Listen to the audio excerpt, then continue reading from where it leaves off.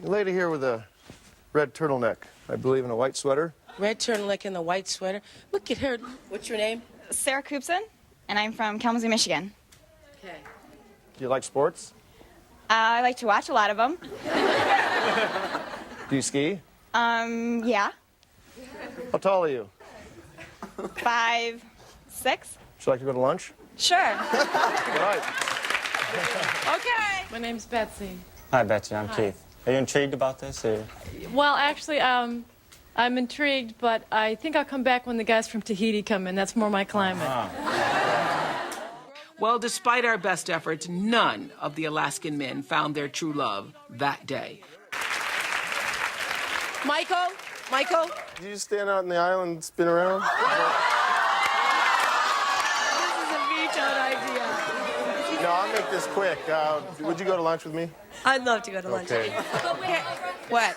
Could you ask him to stand up and turn around? Touche!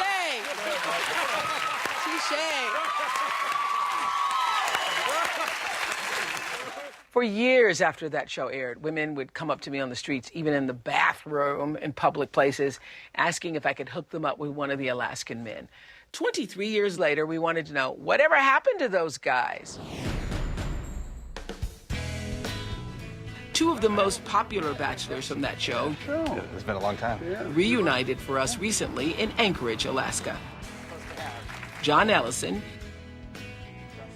and Peter Eaton. I gotta show you this. Check this out. Picture from the show. Oh, my goodness. Look at that. Where are you? Smack dab in the middle. You're more handsome now. Damn. Gee, I don't know if that's a compliment or not. It is. No. Damn. Well, that's funny. I don't think I would have recognized hardly anybody, but that was a pretty fun time. I had a great time. One of the craziest things I remember getting off that plane, and there was hundreds of girls. Closest experience to being a celebrity or a rock star or whatever. I was overwhelmed with the response and the letters and the contacts. I probably estimate about 600 letters that I got. I got one from Russia. You get any from? I got some from around the world. It was just interesting, the spectrum of it. But the thing I think I really learned out of that whole experience was that I was probably going to need to find a gal in Alaska, just because I didn't have a lot in common with some of the gals that were replying. For the first time, I guess, sort of looked and said, what am I looking for in a potential spouse or maid? Met my wife in Valdez in the oil spill just shortly after the show, actually, and got a couple little girls we adopted. I remained a bachelor for quite a number of years and then met a girl in Mexico. She was from Peru. Got married July 4th, 2005. Got divorced 5 years later. And and that was my third one.